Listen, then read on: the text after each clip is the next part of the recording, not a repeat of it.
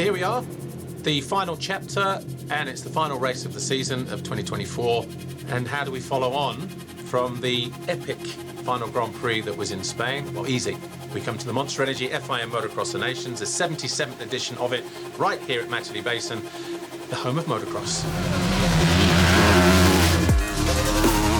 It is a fantastic lineup, the best from all around the world lining up for this event. You have 8 world champions, 7 American champions, all lining up against each other. Even with the injury and forced absence of the 2 American champions from this season, it is one of the strongest lineups you could ever wish to see on a motocross track.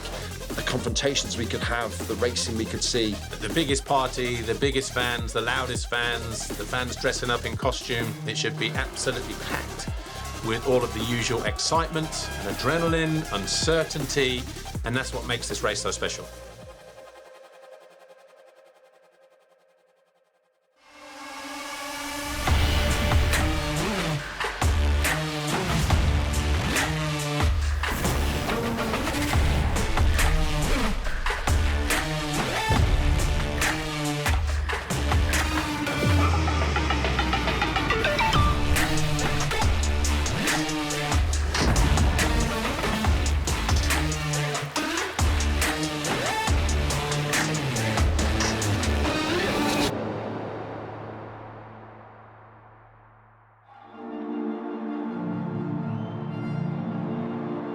So the 77th edition of the Monster Energy FIM Motocross of Nations is also special for British fans because it's the 30th anniversary of, sadly, our most recent win in the contest, which was back in 1994 at Roggenburg in Switzerland. An amazing event that brought to an end the longest winning streak in the entire history of the event, which was 13 years for Team USA.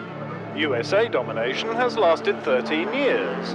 Team USA claim the key to their success is to forget any differences at home and race as a team. We had one very fast rider, Robbie Herring, who very nearly won his first race. 2 solid results from Kurt Nickel, who was a solid veteran at the time, super consistent. He did what was necessary. But the big shot was Paul Malin, our very own man who sits in this chair. Number 12, that's Paul Malin, the British 125 rider. 10, that's the machine of Kurt Nickel. Here is Paul Malin on the 125cc Yamaha, representing Great Britain, and one of the quickest men around in this morning's practice. Apparently it's been 30 years since Team Great Britain won the Motocross Nations last. I've just been informed reliably that I was part of that team. Could this be the year that the Americans have their domination of this Motocross to Nations event taken away from them? Here they go into that first corner, but Paul Malin beginning to pick up places in the 125 ranks, and Malin is closing all the time on the Dutchman Davis drivers. The Americans certainly not having their own way at the moment. I think the fans kind of hinted or noticed there was maybe a change in the air. You know, the American team hadn't been dominant like they had been. And then all of a sudden I noticed the French were cheering me on, the Germans, the Belgians, the Aussies, because they were kind of sensing a bit of an upset, potentially. It just came through past the American as well, and it was just mind-blowing. Nobody really could quite believe what was happening. And yet he just came out from nowhere with this double victory in the 125cc class, beating the American 125cc champion. And indeed, Malin's done it! Back-to-back wins for the Brit, Paul Malin, number 12. But it's this man they're waiting for, Kurt Nickel, number 10. Great Britain have won the 94 Motocross to Nations. Great Britain have beaten the Americans. 13 years of domination. Of course, when Kurt came over the line, yeah, it was a special moment. And then just to be up on the podium and, you know, seeing how big the podium is, you know, in terms of the fans just coming out and, you know, wanting to be a part of that was special, and something that I've not forgotten 30 years later. It was a special event for sure, a special performance from all 3 riders. The crowd, they're going wild. They've come from Great Britain to see their team win. Still dining out on it 30 years later, and it tastes good. Herring and Malin, the 1994 Motocross to Nations champion. It is a big race. You are in the UK. The last thing I want to do is go out there and let anyone down. more for them than for me. But now I'm here, I'm looking forward to it. We've got two of the best riders that Great Britain has to offer right now alongside me. I'm proud to be next to these two, and I think they can do a lot of damage in their classes.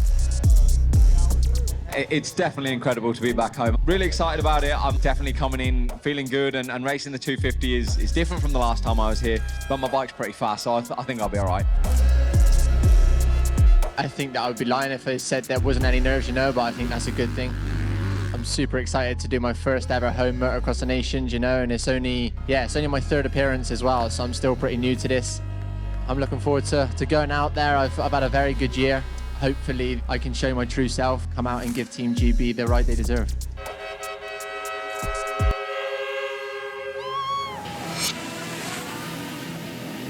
So coming into this weekend, the biggest thing we need to talk about is the circuit change. Overall, the footprint has stayed the same.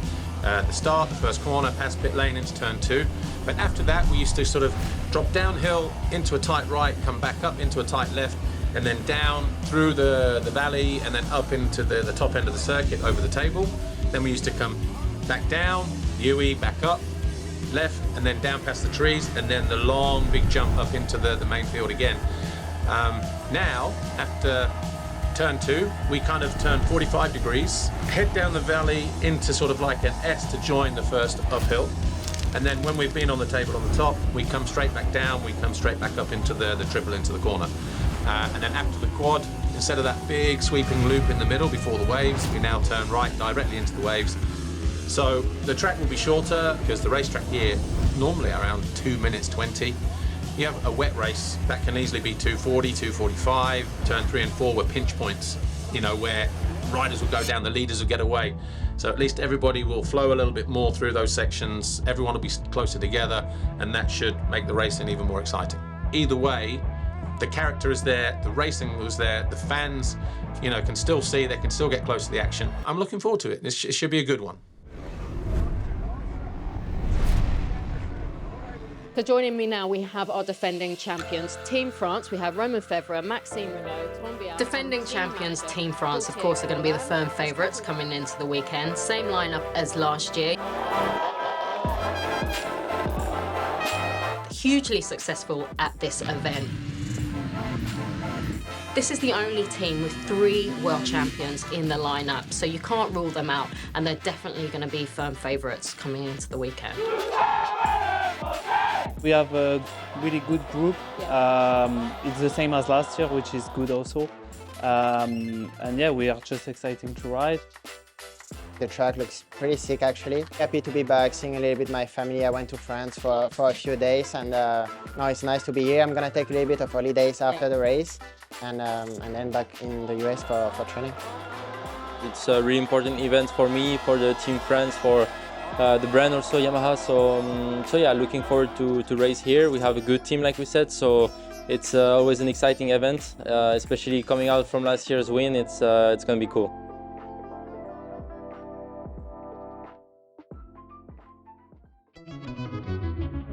I think this track overall is right up my alley, and it was a no-brainer for me to show up and race. Perhaps ones to look out for this year is going to be Team Germany. Of course, you've got Ken Roczen, Simon Langenfelder, and Max Nagel. With that together, they're going to be dangerous this weekend.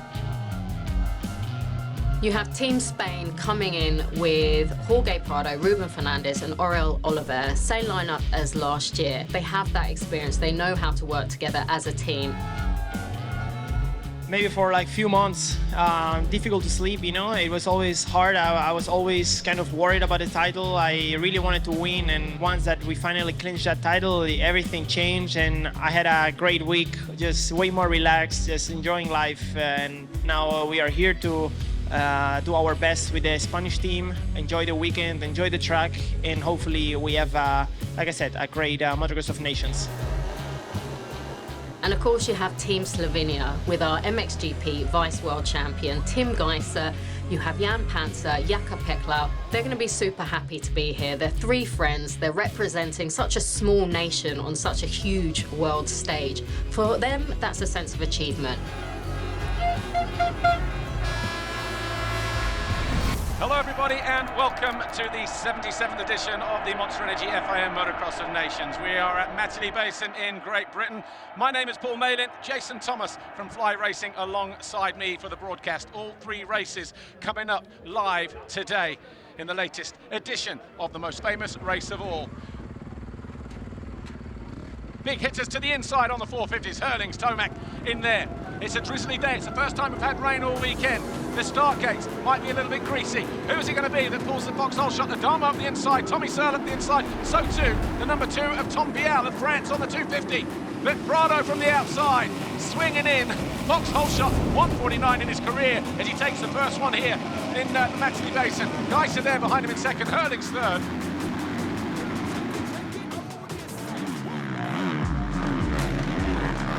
Geiser having a cheeky look at the inside, he's on the pegs trying to counterbalance. Can he get on the gas? He can't. It's the gas of Prado that stays ahead, and these two have been going bar to bar all year long, and Geiser around the outside. He leads for Slovenia in the early stages on the opening lap here.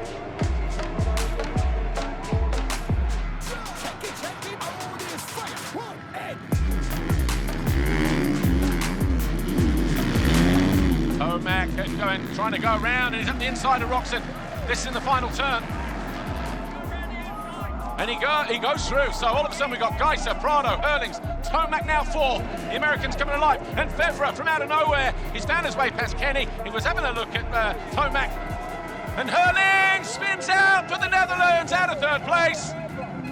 Big mistake, he got that wrong going in, and he couldn't correct it.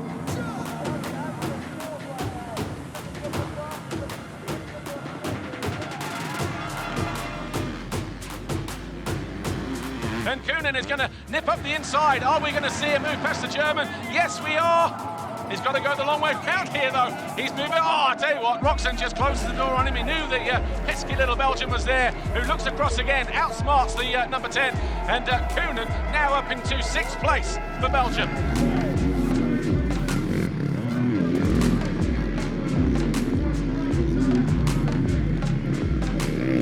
The other side, is this one of our lead riders? Is the back marker? It's Lucas Kunin. Kunin has gone down. Kunin is out of 5th, and he looks like he's hurt as well. Uphill for the final time then for the number 25, Tim Geiser. He's been immaculate. He was unfazed. He got to the front early. And the number 25 will cross the line. He's already shaking his head, nodding his head. Geiser wins race 1 for Slovenia. Tomac will cross the line in 2nd place for the USA. Fevre 3rd for Team France.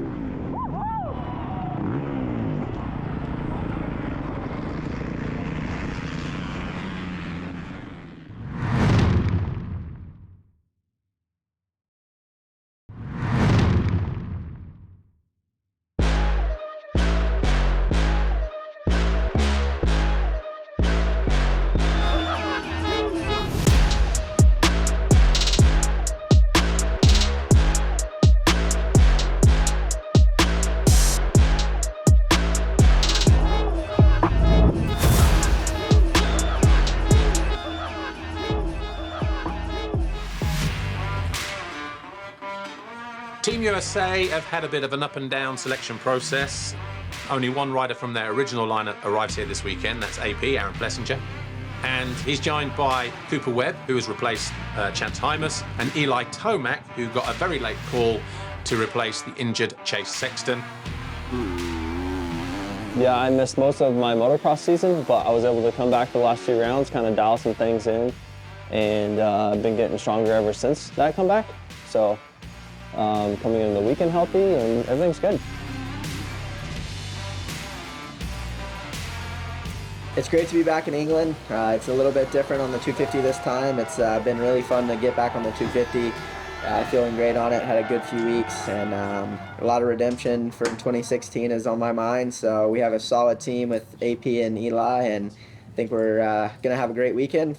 Whether rain or shine, we're gonna give it our all and see where it puts us. What do you think of third guy, Aaron? He's a little strange. Wild, baby. I'm super excited. It's my second time, and this time is a lot better than last time. I've actually been sleeping well and having fun. The track looks great. I'm feeling good. We got 2 good teammates, and with a couple good starts, I think we can surprise a lot of people. You can't rule out Team Netherlands, winners of the 2019 Motocross of Nations at home in Assen. They've got a strong lineup. Right off the Netherlands at your peril, because Jeffrey Hurlings, he's obviously coming in all fired up. He's just finished his first season in MXGP, complete season since 2017. Kai de Wolf, the newly crowned MX2 world champion, maybe with a point to prove here as the best MX2 rider in the world, who knows? Glenn Coldenhoff, captain MX On, because he's making his 12th appearance in a row. My motivation is always even higher than, let's say, on a normal GP, or let's say, it's similar to a home GP, I would say. I don't think we really need tactics. If we all give our 100%, I'm pretty sure we can be a really good team for the podium. And yeah, we just all need to do our best and race for a win, let's say. Yeah, we'll just go out, do our best, and yeah, it would be nice to finish off this season on a good result. I mean, obviously we missed out on the championship, but on the World Championship. But furthermore, it will be nice to finish off strong, and yeah, we'll do our best.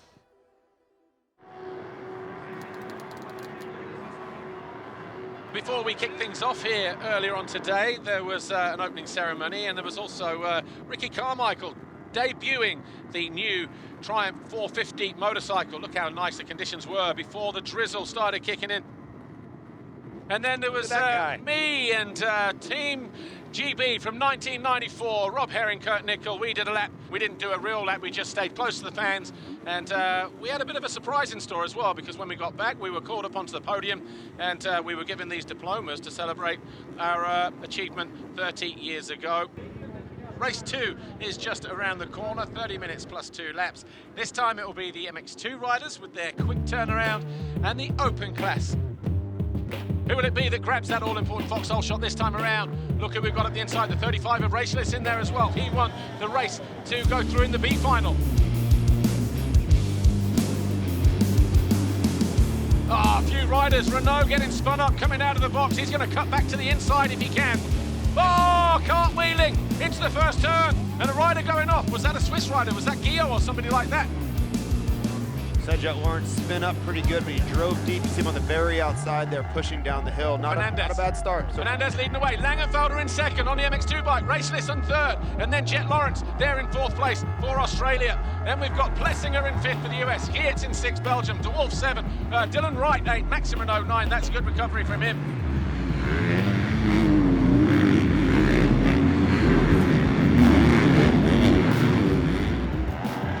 Lawrence down the inside of Fernandez. I thought he was going to be patient, but he controls that inside, runs the Spaniard wide. Yeah, I think Fernandez needs to be careful here. Yeah, and I think these two are fans of each other, right? They're both Honda HRC riders. You saw the sportsmanship and talking and laughing yesterday, so I don't think you're going to see anything too crazy. But then again, Fernandez wants to be out in front of this race. Yesterday was only qualification. Today it actually matters.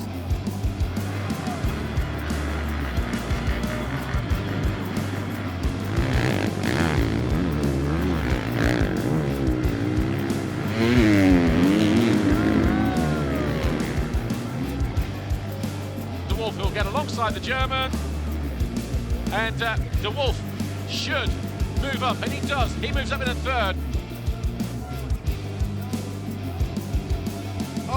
There's Kai de Wolf. That's a big moment for the Netherlands. And that is going to put Australia on top. Gaviao down in 14th. His teammate, though, picking up the baton. So Coldenhoff goes down for the Netherlands. So Coldenhoff, is that in that off-cambered right-hander? I'm not sure. Australia on 40. Even with that mistake a moment ago from Webster, they are 8, 11, 20 and 1 with Jet Lawrence here. Out of the final turn, Jet Lawrence here at Matterley Basin wins race 2. Does it in fine style as well. Australia are sitting pretty. They are third in the overall classification behind the USA and the Netherlands. Ruben Fernandez crosses the line in second, Langenfelder third.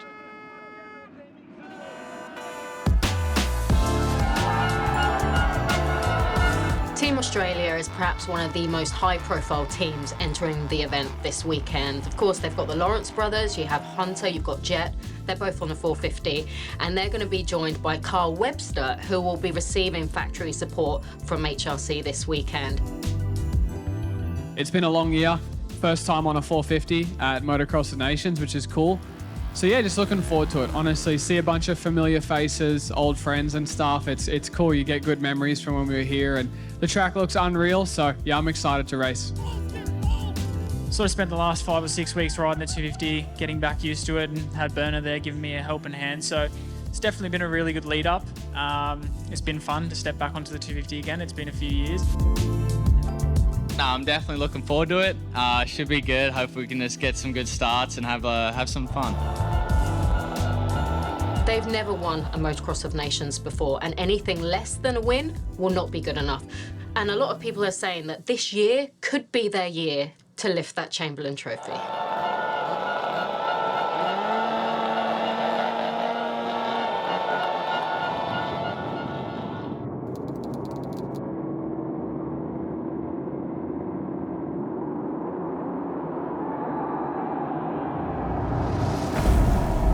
Tomac with the whole shot.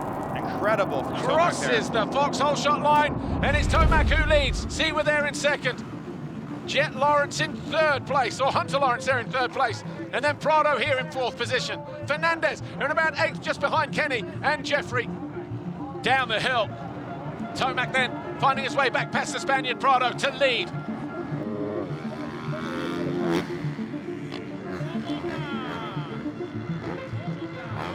So dropping back onto the start straight, that was Geiser moving into second.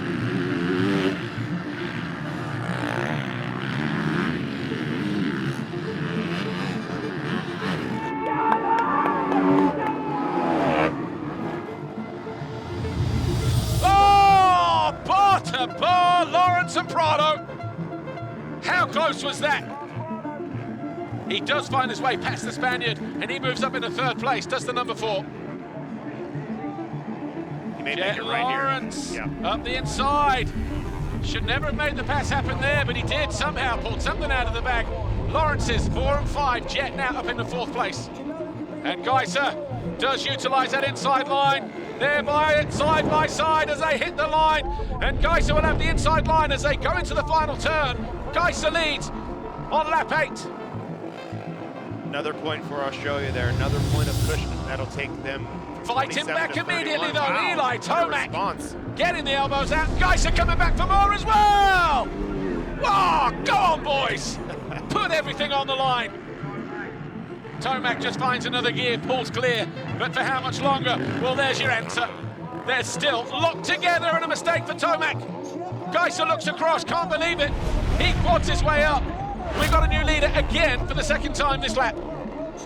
We need to go to the battle at the front, because Tomac under pressure from Jet Lawrence, and he's looking to cut down the inside. Tomac chasing wide lines. He's off balance there. Comes up shorter than he would have liked. I'm telling you, Paul, this kid is not doubles his way into that turn. Come back here from Tomac. No, he doesn't get over the jump on the top of the hill. And all of a sudden, Jet Lawrence up into second.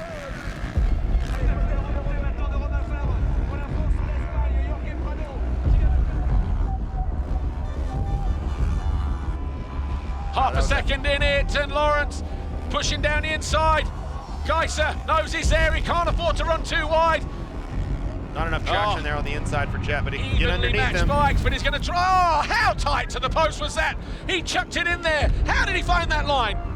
That was absolutely phenomenal. That was ridiculous. He cut back to the inside. He was hugging those white posts, found an inside line. Oh, what a pass. We're a handful of corners away from Jet Lawrence. He was victorious in race 2, and he's going to be victorious in race 3. He's going to go 1-1 to win the open class, surely. Geiser having one more attempt. He's going to throw one more attack at Jet Lawrence. Hunter Lawrence in 4th place. Mistake there, a nervous look over the shoulder for the number 6. 2 corners to go. Geiser runs it down the inside. Oh, Geiser! He takes the lead away. Geiser wins the race.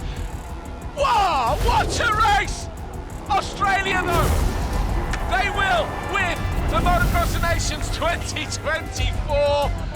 What a race, what a finale, what a last lap for Tim Geiser. We thought he was out of it. Look at this here, look how committed Jet was and how he had to just switch off. You know what, 11 out of 10 for effort there, dude. Australia have won the 2024 Monster Energy FIM Motocross of Nations. They only ever had 3 podiums before that, 2 thirds and a second last year, and they go one better, 3-2-1 for the green and gold. Boys, what an incredible year. Man, what a way to seal it off. So proud of these boys. Jet, he's a freak, as we all know. Kyle, unreal, mate, unreal. Super happy.